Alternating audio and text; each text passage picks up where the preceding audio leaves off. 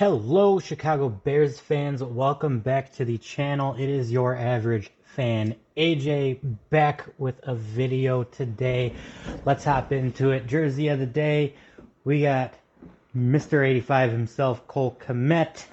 With that, let's get into today's topic.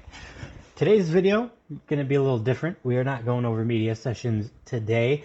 Today is a subscriber comment video from you guys because my last video, the Eberflus with 30 seconds to go video, you guys had written some really well thought out comments and it really got my brain thinking. And I'm going to be honest with you guys, this is what I've been waiting for. I've been waiting to get to the point where we got really, really good comments to talk about, discuss, and have a conversation about here. I did not expect to be getting comments like this so early, being that we're just about to hit 25 subscribers. So I thank you guys very much for watching the videos. I thank you for subscribing, and I thank you for putting those comments in there so that we can have these types of discussions. It makes me excited because, as I've stated in a couple of my previous videos, I have been trying to up the quality, and I am working on getting a new webcam so I could do everything on my laptop instead of doing it on my phone. We are getting there. However, this video is about you guys. So if you are here and you have not subscribed, please do so that you guys can leave comments with the rest of us and you guys can mix it up there in the comments and give your opinions and your ideas about the Bears so that we could talk about it. And as we roll into the Cubs season and the White Sox season, we could do the same thing with them. This is starting to get exciting for me because now I'm getting full feedback on videos that's making me want to make videos like this where we're talking about your comments. So without further ado, let's get into it. One subscriber, I don't know if you guys want me to put names out there, so I'm just going to say subscribers. You guys let me know if you're okay with me name dropping on videos when you guys do comment. Just let me know, and then we could start name dropping. But one subscriber says, Thomas Brown isn't the answer. He was the Panthers' offensive coordinator. He's from a dysfunctional organization. Oh, he will fit right in. Well, my combat to that would be Carolina knew that they were going to blow up their situation, and he got pushed into his coordinator role in Carolina after their head coach had given up play calling duties, right? And he walked into arguably a far worse situation with Bryce Young and the receivers that they had. So I don't really think that he was never really given a fair shake in Carolina, for one. And for two, Thomas Brown was also in the running for the offensive coordinator job this past offseason with the Bears, and he got passed up for Shane Waldron.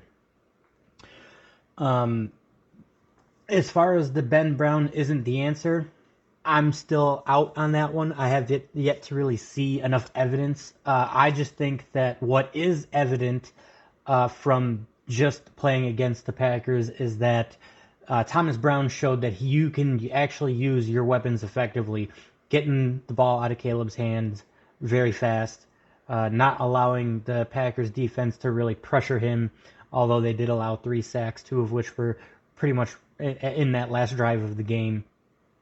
But also the read options.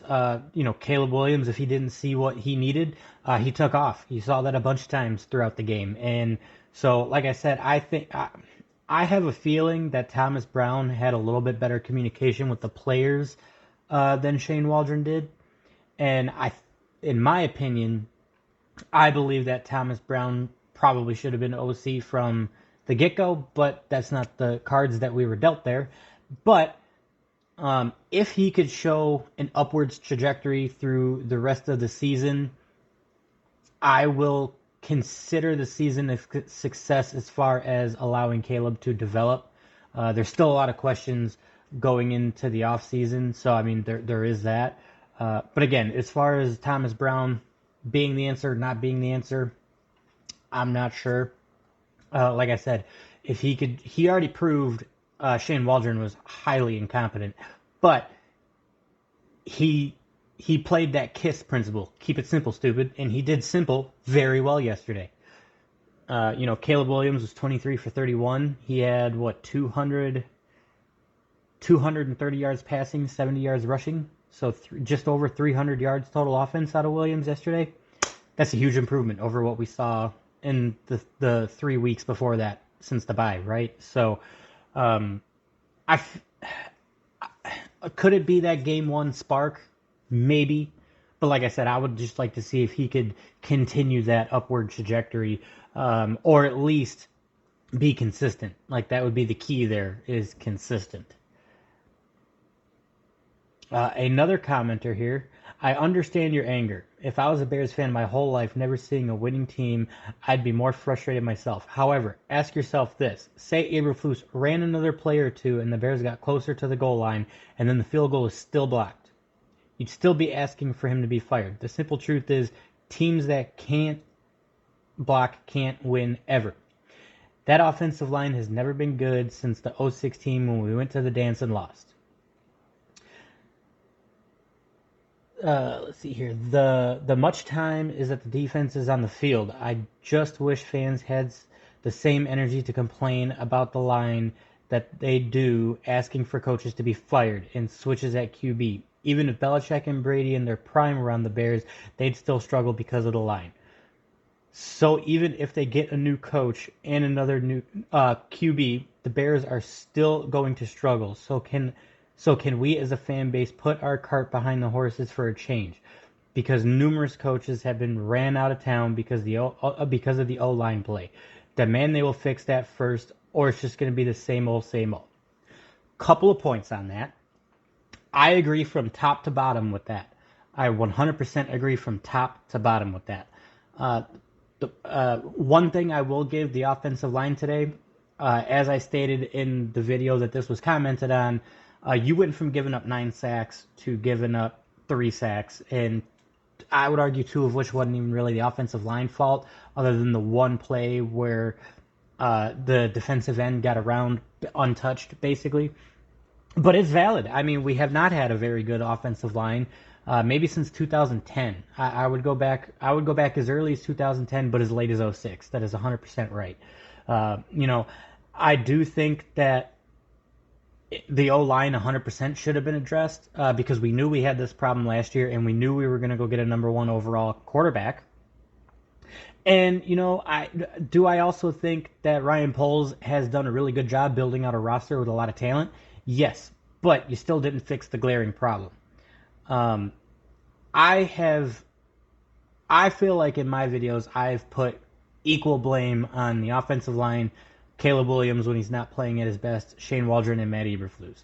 I know that Bears fans as a whole probably haven't been doing that, but my man here is valid. You got to put that same energy into the offensive line when you're calling for coaches. I 100% agree with that. And like I said, to that point, you got to go to Ryan Poles then too, because he is responsible for building out the roster. And he had a really great chances to do it, and then we went and got Rome Odunze after trading for Keenan Allen. You went and got Tory Taylor in the 4th round. You definitely could have done some things there in the draft to help your offensive line. I also think that you should have pushed all your eggs into the basket and got at least a couple of offensive linemen.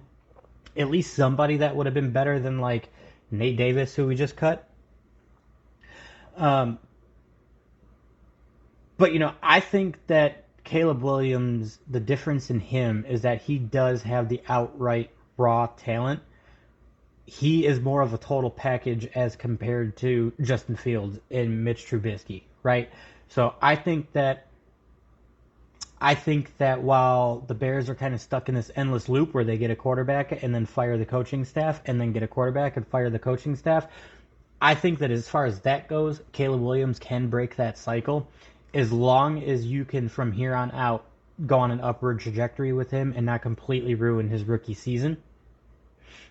And as far as Belichick and Brady struggling with the Bears, I would push back on that one only because we saw when Brady went to Tampa Bay, he took He took Gronkowski with him. He came out of retirement, went and played with him. And Belichick was an absolute mastermind in drafting up and getting absolute raw talent out of the draft. So I think if Belichick and Brady were here in their prime, we would probably have the 5 Super Bowls that Tom Brady had in New England. Let's just be honest, because a lot of that drafting was Belichick trading up to get what he needed for Tom Brady, and I will stand behind that part 100%. But again, basis of it, demand to fix the line first. I agree. Your offensive line has been an absolute train wreck for the last 3 years. And since they showed just a little bit of competency at the end of last year, you decided to run it back. And I can't get behind that. You knew that you had glaring holes, especially on the left side. You knew you needed to go for it, and you didn't. A little disappointing there. But I do think that since you have your defense built out for the most part, even with Andrew Billings being on injured reserve now, I think that your defense is pretty stout. I do think that, you know, your true, not position players, that's not the word I'm looking for here, your skilled players. So like your Keenan Allen, Rome Odunze, DeAndre Swift. I think that you have enough bulk in the roster there, even if Keenan Allen and Swift don't come back. I think you have enough there to just put all of your eggs in the basket this offseason and go for nothing but offensive line, and also do that in free agency and trades before the season starts. You 100% have to do it. This commenter, like I said, I agree with you 100%. People need to put the same energy in fire the coaches as you need to build the offensive line. And that falls on more of the middle management, Ryan Poles and the GM and Warren. That falls on them to go build that roster out. So I agree with you there. Another commenter here, he says, if we lost this game and that the Washington in the games last year, we should have won Denver and Detroit, it wouldn't be so bad. But I am done at this point. His record is like 13-30 or close enough. It's over at this point for Flus. He's a really good defensive coach. The NFL coach job is hard. Really hard. Unfortunately, he may need to take a step back and maybe be better in another go-around. Yes, this point right here. Games that you should have won that you let slip. And this has been, the theme in my last few Monday media breakdowns and Tuesday and Wednesday is that it's the lack of accountability and the lack of trying to fix it. I still 100% think that Shane Waldron was a scapegoat. I think that Flus should have went first. That is just my opinion. But, you got a point here. The Denver and Detroit games last year, you should have won. The Commanders game, you should have won. The Patriots, you should not have let the Patriots beat you like that at home. And the problem is that in some of those games, your number one overall quarterback is driving you downfield. And even last year, Justin Fields drives you downfield, scores, gives you the lead. And then you make an absolute stupid coaching decision that costs you the game. And over the last couple of seasons, you don't learn from those mistakes because you keep making them. And that's just the problem. The only thing that has been repetitive for Eberflus is finding a new way to lose. And the problem is, which has been a really big point of contention today, which I think a lot of people are spot on with, is Eberflus plays to lose. He plays to not lose. He doesn't play to win, and there lies the problem. Yesterday with the field goal, it bounced off the crossbar. Yes, sure, you could have gotten another 5 yards and it could have still been blocked, but if it gets tipped the way that it did, another 5 yards, it's a field goal, right? So go back to the Commanders game. You gave up that 13 yards that led to the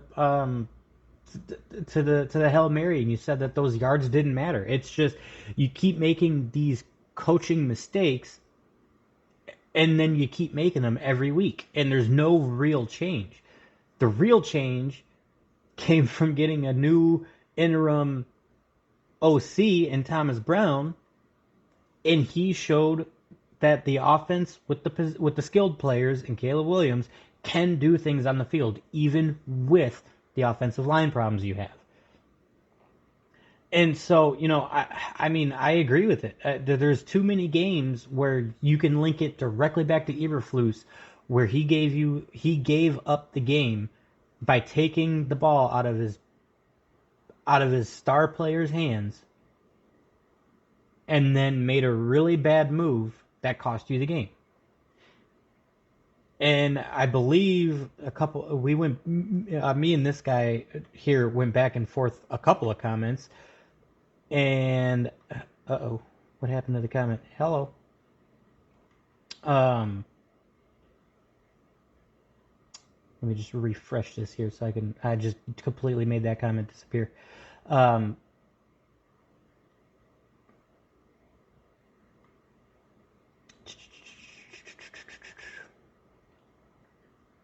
And so here we go. I got it back. His comment right under that, after I had responded, was Flus should have been gone or demoted last year. I'm not sold on someone like Ben Johnson of Detroit. They play in a dome, and Goff was really good already, so I'm not really sure I'm not sure going with Ben Johnson with no head coaching experience is the way to go. One, I agree there. I think that the Bears have a problem lately of going with inexperienced head coaches, and I do think that going with somebody with experience would be the way to go. However, if you do go with another rookie HC, I think that Ben Johnson is the way to go on that 100%. And I'm probably one of the few that wants respect, and that would be Belichick. He wouldn't have made the dumb mistakes that Flus had, and the team will have an immediate fear and respect. Very true, too. That's the other thing, too, is that the culture is non-existent. There is no culture. I mean, you look at the Bears' defense, you know what that culture is. They swarm the ball. They're hard-hitting. They are just as good as any Bears defense that we've ever seen. Urlacher, Tillman, Briggs, and, anybody that you want to pinpoint between that 04 to 06 defense, the 2018 defense with Khalil Mack and guys like that, and this current defense. Like, our defense, at least in my lifetime, our defense has never been a true issue for the Chicago Bears. The issue is that the offense doesn't have any sort of identity whatsoever. I would say outside of 2018 with Matt Nagy and all the trick plays, just because no one had film on it. I can't tell you what the Bears.